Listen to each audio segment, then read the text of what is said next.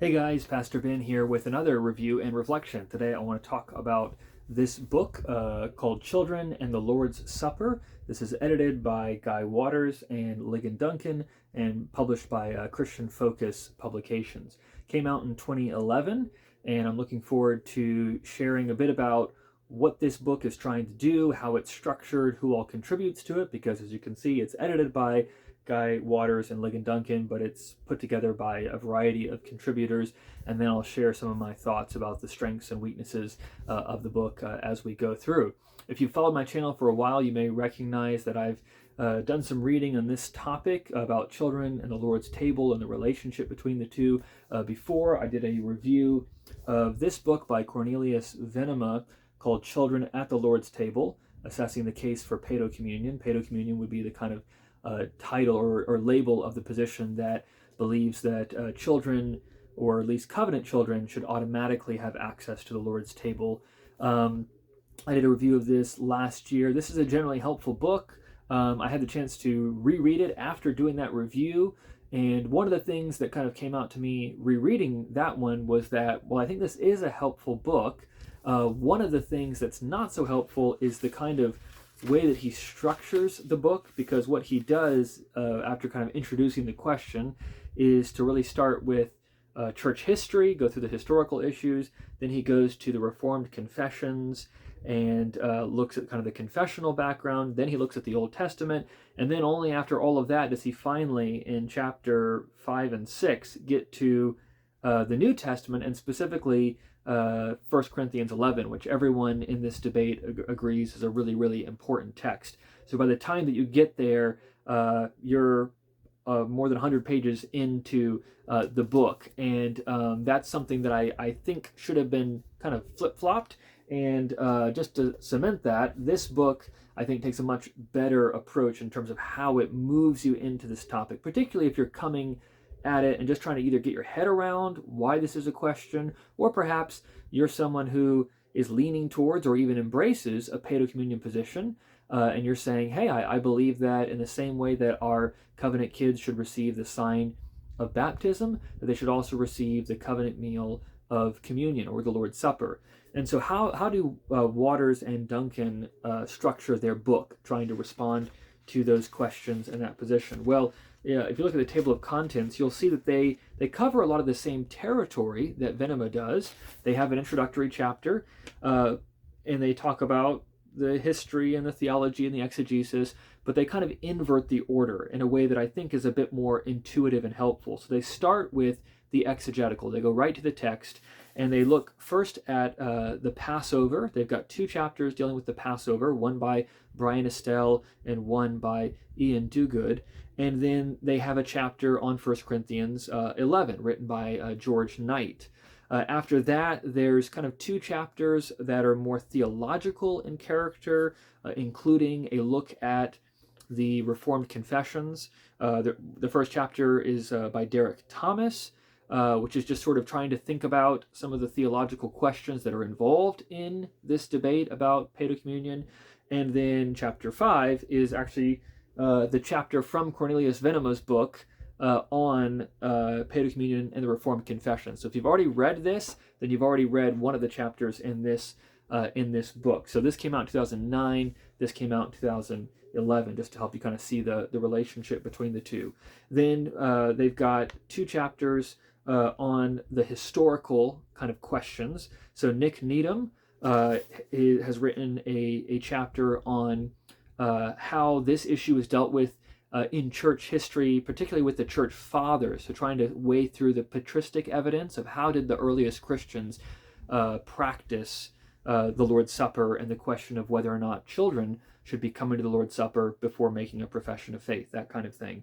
And then Joel Beakey has a chapter on how that history was played out in the Reformed tradition, particularly by looking at the liturgies that were put together by the Reformers and the churches that came from them. How did they tackle this question of the Lord's Supper and who should partake and what was necessary to partake? And then there's a final concluding chapter. Both the introduction and the conclusion are written by Guy Waters and Ligon Duncan, who edit this collection of essays. And it's a more kind of practical / pastoral conclusion, going through some of the question. So the title is, Where do we go from here? Some pastoral reflections on the covenant of grace, the children of the church, and the Lord's Supper. So that's kind of the flow of the book. As I said, I think this is a better kind of pathway to think about this to some extent. And there's a lot of, I think, helpful essays in this book. As I think about how this resource weighs in terms of its usefulness in addressing this topic, I feel like overall I can say that this is a good book. I think it's one that's worth reading if you're trying to wrestle with this topic or get your head around this topic. And a few of the essays are very, very helpful. However, as is often the case when you have a book that's a collection of essays, there's kind of uneven quality. And I have to just give a little confession here as I'm giving this review. I've actually read this book. I finished reading it recently, but I started reading it a long, long time ago, probably 2 years ago or something. I had picked up the book just to read 1 or 2 essays out of that book, and then had read a few more, since then. And so recently I was like, I think I've read half of this book. I should just read the rest of the essays I haven't read and just finish it off. So that's what I did, which was helpful, but that does mean that some of these essays, it's been a long time since I've read. As I am looking back to the table of contents, though, I really found the introduction and the conclusion very helpful. In the introduction, Waters and Duncan are just kind of laying out, hey, what's the question at hand? What are some of the issues that need to be raised? And what is this book trying to do? And then the conclusion, I'll talk more about that in a minute, was, I think, maybe the best part of the whole book. A few of the chapters I found less helpful. So Brian Estelle's chapter, the very first chapter, Passover and the Lord's Supper, continuity or discontinuity, and then Derek Thomas's chapter, a theological, not a particle of sound brain is what it's called, a theological response to Paedo Communion. Both of those essays, I remember feeling a little lacking to me, particularly Derek Thomas's essay, actually, which was a little surprising. He's a good writer, but from my memory of that, he spent most of the chapter kind of like pointing out the theological questions that this whole debate raises, but he didn't really guide you through how to untangle some of those things or think through them theologically. A number of the questions he raised ended up being addressed by other essays in the book, so it's not that there was nothing in the book to kind of speak to that, but that felt like a bit of a wasted chapter, like there could have been more there. Having said that, there are some really good essays. Ian Duguid has a great handling of the Lord's Supper, how it relates, or of the Passover and how it relates to the Lord's Supper, how it relates to the life and ministry of Christ. And George Knight's exegesis of 1 Corinthians 11 I find very helpful and convincing in terms of how do we kind of work through the text. Nick Needham was a good person to pick to write the chapter on children at the Lord's table in the patristic era, because, and he sort of says this at the beginning, he's actually a Reformed Baptist historian who's an expert in the church fathers, and so he says, I don't really have a dog in this fight in one sense, because he already finds himself at odds with the church fathers on baptism, and he kind of recognizes that, so he tries to kind of give an even-handed, assessment of things. And his argument very much is the church fathers don't speak with one voice on this question. Some, particularly in the East, seem to practice it. Others in the West seem not to. The reasons and theology for it are often very different from both advocates and critics of Paedo Communion today. So he's kind of quick to say it's helpful to know some of that history, but it doesn't really resolve the question. And then Dr. Beakey's chapter going through the witness of the Reformed liturgies is very helpful to see not just how do the Reformers think about this theologically, but how did that work itself out in terms of their worship, in terms of their catechesis, because that's where a lot of this kind of comes down to, right? How do you actually worship? What does it look like as a pastor or an elder to help guide people to the table and think about what that should look like? And those are some questions that get further developed in that final chapter, which again, I think was probably the strongest part of the book, because part of what Waters and Duncan do is to answer some of the theological questions that are wrapped up in the Paedo Communion debate, and to give some pastoral reflections to guide parents in thinking through, how do I know when my children are ready to profess their faith, and in helping elders to know, what am I looking for when I'm interviewing a child to come to the Lord's table, or anyone to come to the Lord's table. And then from that as well to help think through what are we doing when we come to the Lord's table, and how should we come to the Lord's table? Now, all of those are questions that could actually be developed at a lot more length. And this would be kind of where, as I'm kind of giving some reflections on this, having read a few books now that deal with this topic, this is where I think there's maybe some more work that can be done. And most of this work actually has been done in one sense, but it needs to be recovered, and we need to be reminding ourselves of this.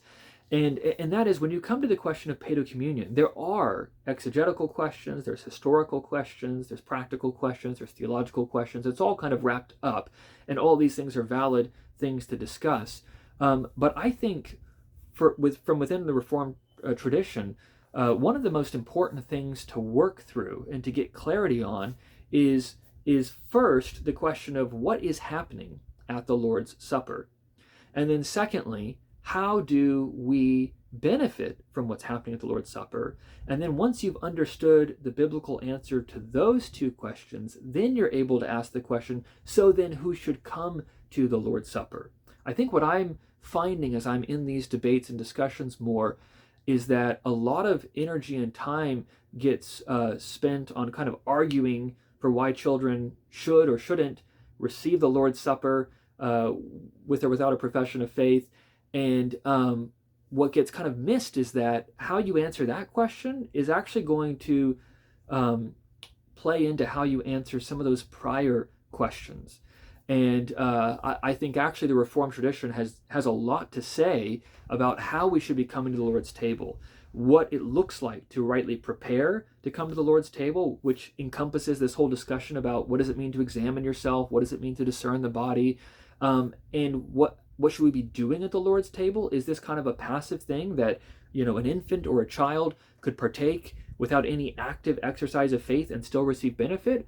Or do the blessings and benefits that we receive from Christ's presence in the Lord's Supper come through both a profession of faith and the practice, the exercise of that faith? And again, the Reformed tradition has thought through that very, very carefully. And then how should we be reflecting on our participation in the table, examining ourselves, judging ourselves, as Paul calls us to in 1 Corinthians 11, and I think 1 Corinthians 10 as well. And so this is a book that I think is a helpful addition to the conversation. I don't know that it's the final word.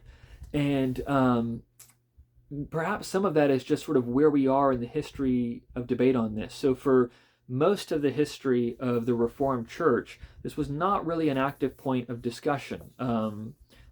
There's not any Reformed denomination, prior to the late 20th century that practiced or endorsed paedo communion, of which I am aware. Again, you look at the Reformed confessions, you look at the Reformed liturgies, you look at the individual reformers with nearly a unanimous voice. They're rejecting paedo communion and embracing paedo baptisms. They're holding to the idea that children should receive baptism as a sign of their membership in the visible church and their covenantal connection to Christ, but saying that that should lead them then to professing their faith and exercising their faith in partaking of the Lord's Supper in a proper way, which includes preparation, communion, and reflection. And that's the very strong consensus of the Reformed Church. It's only really in the late 20th century, as you have a lot of people kind of coming back into or becoming acquainted for the first time with covenant theology, infant baptism, some of these things, that based on especially some of their redemptive historical questions or concerns, they're making the argument that the same line of thinking that brings us to infant baptism should also bring us to infant communion, where children should be partaking of the Lord's Supper not because they have professed their faith in Christ or even because they possess a faith in Christ, but merely because they have this covenantal relationship with Christ. I think with that, something that needs to be added to that discussion is that if you follow that track, it leads you into a very different way of thinking about the sacraments as a whole, church membership as a whole, and what it means to partake in the Lord's Supper as a whole. So it's not just about who should come, it's about how any of us should come. And so there's a couple of books I've been reading recently that are dealing more with that question of how we should come to the Lord's table. And they don't have paedo communion specifically in view, because for most of them, it's not really an issue. They'll mention it a little bit and say, of course we reject this, but they're not developing an argument against that. But I actually think some of those books are maybe more what we need to reacquaint ourselves with to move this conversation forward. Because I think some of these books that have been written, both Venema's book and then this book of essays, are to a large extent kind of responding to the challenge of contemporary paedo-communion advocates. And I think that means they've sort of allowed the paedo-communion view to sort of set the docket or set the agenda for discussion. And while I think it's helpful to respond to some of those arguments, I think there needs to be a more, I think there's some things that paedo-communionists need to respond to and think through if they're going to try to mesh what they're saying with what the Reformed tradition has always said, and what I think the Bible actually calls us to as well. So this video is not the place to kind of unpack every element in that debate, but that's just something that I would sort of has been on my mind, and I'll be doing reviews on probably some more books related to how we come to the Lord's table, how to participate and prepare for that, and how it can be a blessing to us as believers. But again, if you're thinking through this question, I think this is a book worth reading. Not every essay is as good as the next, but there are some really solid offerings in here. I think the concluding chapter is very helpful, and I think it does a good job of moving the conversation forward. So if you're thinking about this question or interested in it, it'd be worth getting a copy of Children and the Lord's Supper, edited by Guy Waters and Ligon Duncan.